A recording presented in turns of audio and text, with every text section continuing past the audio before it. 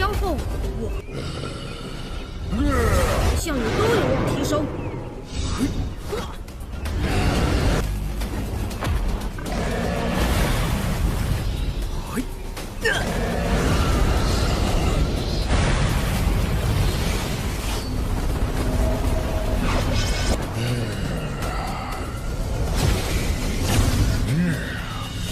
Yuk guys, kita lanjutin film kemarin yang ceritanya sempat terputus saat Chen Feng dan kawan-kawan sedang mencari keberadaan teratai giok hitam. Dan buat kalian yang ketinggalan, langsung aja cek playlist atau deskripsi ya. Cukup daripada kebanyakan basa-basi. Yuk guys, langsung saja kita masuk ke cerita filmnya. Cerita masih berlanjut bersama mereka. Kini Chen Feng berhasil menemukan keberadaan teratai giok hitam atas bantuan Chen Feng Junior. Semasuknya mereka, ternyata teratai giok hitam berada di tengah danau larva. Kita bisa melihat dari Changling yang ingin lebih dulu sampai dibanding harus bekerja sama tim. 墨雨冰莲只能是我的。幸亏我早有准备。 Setelah Changling hampir saja mendapatkan teratainya, tiba-tiba muncul monster naga dari bawah larva yang langsung saja mengamuk. Dari sisi Chen Feng, dia menyadari kalau monster naga ini bernama Jiao, penjaga teratai giok hitam, binatang di ranah gerbang ilahi, sehingga mereka lari meninggalkan Changling sendirian.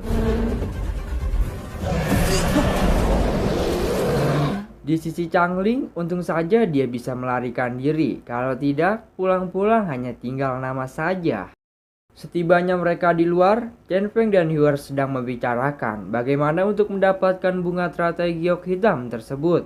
Tiba-tiba muncul Chen Feng Junior yang langsung saja menyuruh Chen Feng untuk menggunakan pil penerobos ranah untuk sampai di gerbang ilahi secara terus-menerus. Berlanjut dengan Chen Feng yang sudah siap ingin merobos ke ranah ilahi. Di sisi para tetua yang menyaksikan Chen Feng sangat takjub menaikkan ranah di waktu yang tepat, kecuali si iblis Nonaran yang bisanya menjelek-jelekan Chen Feng. Berpindah di sisi Yu'er yang melihat Qin Moling dan Changling sedang menuju ke tempat teratai karena sebelumnya Chen Feng memberikan pil penyembunyi aura.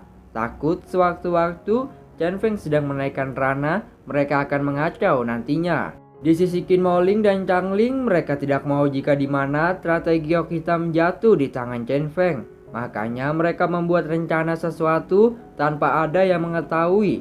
Di sisi Yu'er yang mengawasinya bertanya-tanya mengapa dia meninggalkan Mia Khalifa dan masuk ke dalam goa tersebut. Setibanya Qin Moling dan Changling, dengan keberanian Qin Moling memanggil monster naga Jiao ketimbang Changling yang ketakutan, muncullah monster naga Jiao dari larva panas dan mengejek ras manusia yang berani sekali datang di hadapannya. Qin Moling dengan santainya bilang bahwa ada orang kami yang kuat di luar sana yang mampu membunuh seseorang di ranah gerbang ilahi. Jika kita bekerja sama, akan menguntungkan satu sama lain. Namun, di sisi monster naga Jiao dia sangat marah karena lancang sekali ingin memanfaatkan dirinya.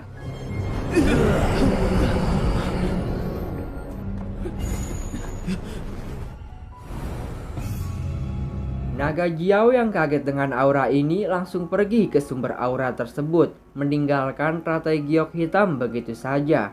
Di sisi Qin Moling dan Changling sangat menguntungkan, sudah berhasil memperalat monster naga Jiao untuk pergi dari sarangnya. Kini di sisi Chen Feng yang sudah berhasil menerobos ranah gerbang ilahi, namun ada trouble dalam dantiannya, sehingga tetua dari sekte King Mu dan Nonaran menggejeknya sebagai orang sampah yang mengais harta karun. Kembali lagi di Chen Feng, jiwanya sudah masuk ke dalam gerbang sembari disusul Chen Feng Junior. Ternyata terhambatnya Chen Feng karena monster ular yang di part sebelumnya Chen Feng lawan. Jiwa ular itu memberontak dari dantian Chen Feng sehingga mempengaruhi kelangsungan gerbang ilahi. Di sisi Chen Feng Junior, dia memberikan arahan untuk menyingkirkan ular monster itu agar berjalan semula dan hasilnya pun berhasil.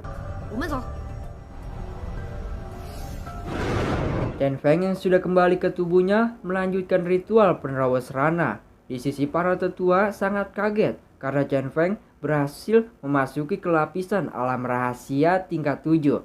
Di sisi tetua Yu berkata bahwa dahulu senior King Yu memasuki ke lapisan alam rahasia tingkat 6, mengguncangkan 9 sekte. Kini muridnya lebih jauh melangkah.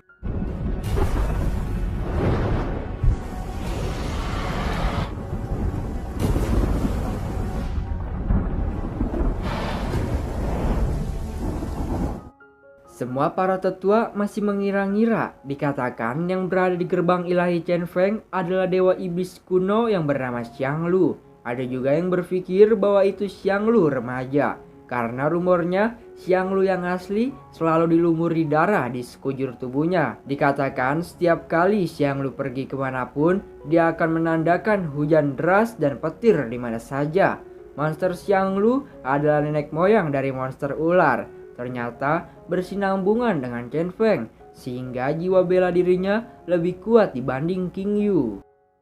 Berpindah dengan posisi Qin Moling dan Changling, ternyata Qin Moling selama ini mau diperbudak hanya karena pil penerobos yang dijanjikan Changling, sehingga menuruti apa saja yang diperintahkannya. Di sisi Qin Moling yang hampir saja mendapatkan teratai giok hitam, dikagetkan dengan cloningan Master Naga Jiao yang muncul secara tiba-tiba. Tapi bagi mereka naga ini hanya sebuah cloningan, langsung menyerangnya. Dan berpindah di monster naga Jiao, pikirnya kalau dia adalah monster bodoh yang ingin ditipu-tipu, memancingnya agar kesini. Lalu naga Jiao mengambil Chen Feng dan langsung menantangnya.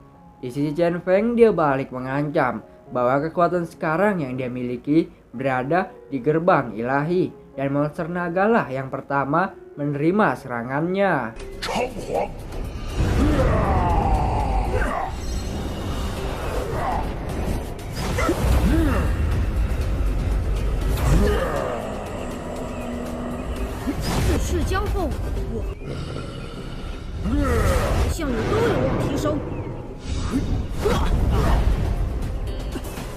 Chen Feng yang hampir kerepotan menahan semua serangan dari naga Jiao. Tiba-tiba muncul Chen Feng Junior dan mengatakan, semua serangan yang Chen Feng punya tidaklah sangat berarti. Tapi Chen Feng menepis, masih ada sesuatu yang belum dikeluarkan, yaitu pedang Demon Hydra dikomben bersama pedang langit hujan, membuat monster naga Jiao harus menerima luka yang cukup serius.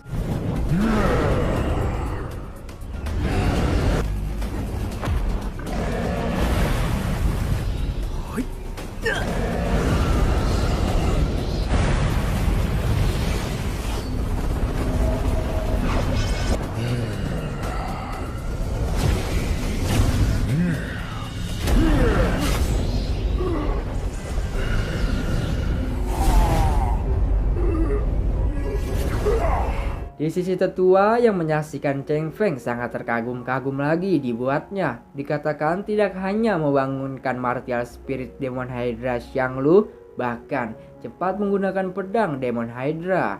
Kini di sisi Chen Feng, dia dirasuki kembali oleh Chen Feng Junior, sehingga membuatnya berubah setengah tubuhnya menjadi monster di waktu yang kemarin, dan menyerap api sejati dari monster naga Jiao, sampai benar-benar monster naga Jiao mati mengenaskan.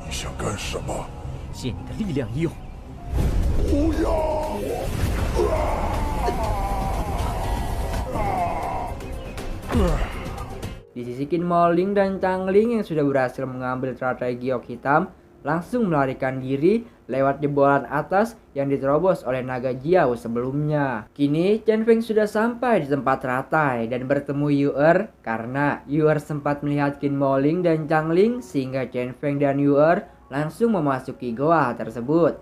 Mereka kaget kalau bunga teratai giok hitamnya sudah menghilang, padahal Yu'er menunggunya di luar. Ternyata Yu'er dan Chen Feng baru menyadari kalau mereka lari dari arah lubang yang sebelumnya kita bahas. Di sisi Qin Moling dan Changling yang sedang menjauhi Chen Feng agar teratai giok hitam tidak direbutnya, dan bertemu Sumian hingga mereka bertiga membuat kesepakatan agar teratai giok hitamnya dipegang terlebih dahulu oleh Sumian. Tapi sayang, itu hanyalah sebuah jebakan dari Changling dan Qin Moling, membuat Sumian terkapar hingga tidak sadarkan diri.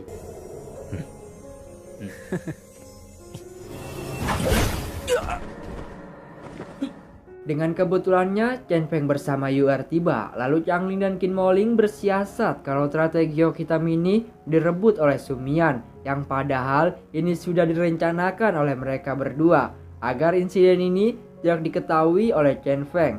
Padahal Chen Feng sudah mengetahuinya dari Yu'er. Chen Feng yang kemarahannya semakin memuncak atas perilaku mereka berdua yang sudah menipu, mencoba menyerang mereka berdua sampai terkapar, sehingga martial kuda Qin Moling dihapus oleh Chen Feng.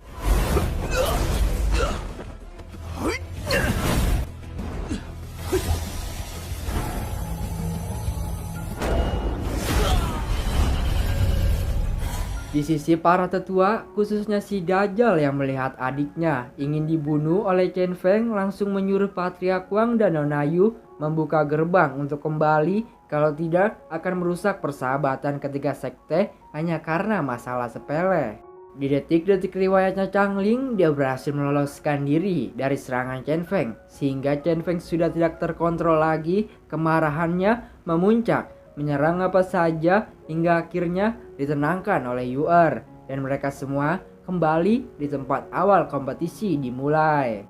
Di tangan Chen Feng yang berhasil mengambil strategi giok hitam langsung diambil oleh si iblis seran. Dikatakan sesama murid seperguruan tidak boleh menyerang satu sama lain, membuat Chen Feng lemas terkapar oleh kekuatannya, dan malahan memberikan strategi giok hitam ke adiknya yang pantas menyerahkannya ke sekte. Menganjing orang, udah tahu yang dari awal hingga selesai kompetisi yang salah dia pada, masih aja nyari kesalahan dari Chen Feng. Mentang-mentang tetua sekte dalam murid utama menindas orang senak gunung kembarnya saja. Chen Feng yang sudah tidak tahan dengan perkataan si anjing ingin membunuhnya di tempat, tapi dihentikan oleh tetua Li karena pemimpin Zhao Bufan mengirim surat untuk kembali ke sekte karena Master Su memanggil mereka. Berkumpulnya mereka semua di aula tetua, pemimpin Zhao Bufan sangat kecewa atas perilaku Nona Ran, lalu mengambil strategi giok untuk diberikan ke Chen Feng.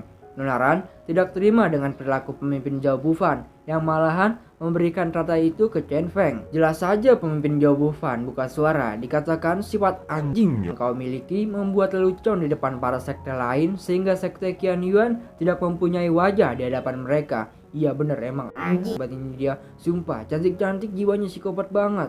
Lalu Nona Ran dan pemimpin Zhao Bufan menghadap Master Su. Ternyata Master Su ini bukan hanya menyandang tetua agung saja, merupakan master tetua agung dari sekte dalam dan sekte luar. Kembali lagi dengan posisi Nona Ran yang memberikan informasi kepada Master Su kalau Chen Feng ini sudah mengacau di kompetisi dan tidak pantas untuk berada di sekte dalam. Tapi Chen Feng menegaskan kalau Changling dan Qin Moling lah yang ingin membunuh Chen Feng. Dengan anjingnya Changling bersandiwara di hadapan Master Su kalau dia terpaksa melakukannya karena ide dari Qin Moling, yang emang pada dasarnya Qin Moling orang yang paling kuat selain Chen Feng, sehingga Changling terpaksa mengikutinya. Di saat Qin Moling ingin menjelaskan semuanya, malah dilumpuhkan oleh si wanita psikopat ini, menutup-nutupi agar Qin Moling tidak berkata apa-apa. Di sisi Master Su, dia menegaskan bahwa Chen Feng sudah berkontribusi sangat besar bagi sekte, membangunkan martial spirit Demon Hydra di tingkat 7. Itulah jalan ninja bagi sekte Qian Yuan.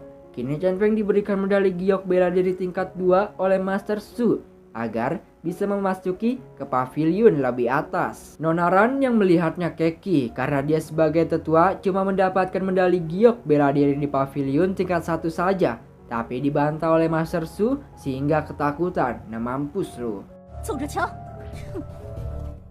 Keesokan harinya, 5 murid teratas sekte luar berkumpul di aula tetua. Namun kali ini, posisi Qin Moling dan Mia Khalifa digantikan oleh Duan Huxin dan Mubai, karena Qin Moling tidak bisa mengikuti ke sekte dalam dengan lukanya yang sangat parah. Dan juga Mia Khalifa menyerahkan posisinya untuk menemani Qin Moling.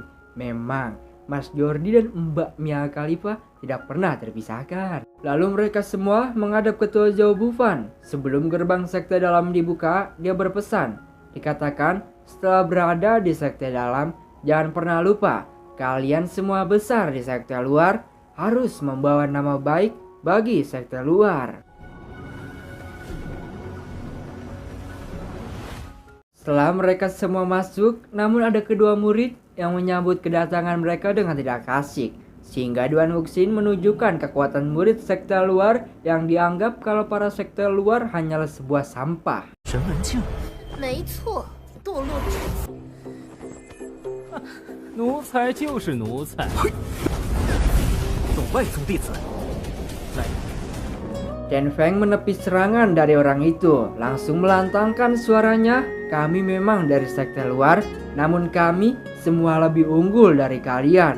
Ingatlah, jangan hanya kalian menyandang sebagai sekte dalam, malah seenaknya ingin menindas sekte luar." Nah, part 8 kali ini diakhiri mereka semua yang sudah berhasil memasuki ke sekte dalam, sehingga perjalanan kali ini akan lebih menegangkan karena banyaknya murid-murid hebat yang berada di ranah gerbang ilahi maupun gerbang langit semi. Oke lah kalau gitu, terima kasih buat kalian yang sudah senantiasa mengikuti series ini. Saya ucapkan terima kasih. Jika kalian suka dengan channel ini, langsung saja di subscribe, oke? Saya Aura Film mau cabut dulu. Wassalamualaikum.